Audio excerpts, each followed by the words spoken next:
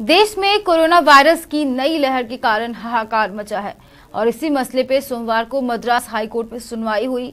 High court ने corona की दूसरी लहर के लिए चुनाव आयोग को जिम्मेदार ठहराया है।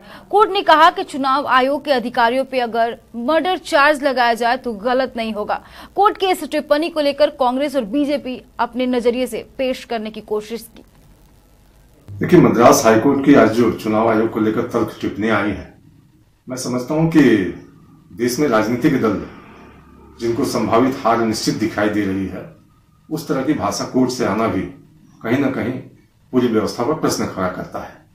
और जो 3 स्तंभ माने जाते हैं, कार्यपालिका, विधायिका, न्यायपालिका, सभी अपना काम निष्पक्ष रूप से कर सके, मैं समझता हूं चुनाव आयोग भी वही काम कर रहा था जो उसकी दायित्व है।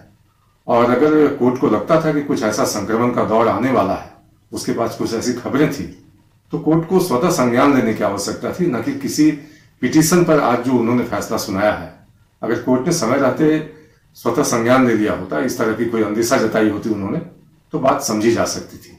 देखिए, माननीय मद्रास उच्च न्यायालय ने जो टिप्पणी की है, उसके लिए सचमुच में देखा जाए तो चुनाव आयोग जिम्मेदार है। लेकिन हमें साथ में यह भी याद रखना चाहिए कि चुनाव आयोग अब केंद्र सरकार की कठपुतली बन चुका है और ऐसे में इस तरह के गलत निर्णय होना लाजमी है।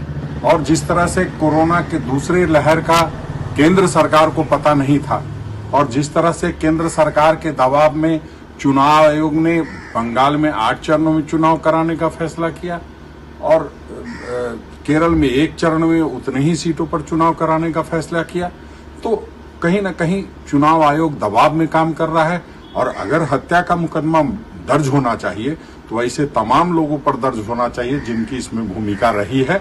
हम समझते हैं चुनाव आयोग के साथ साथ केंद्र सरकार के पर भी हत्या का मुकदमा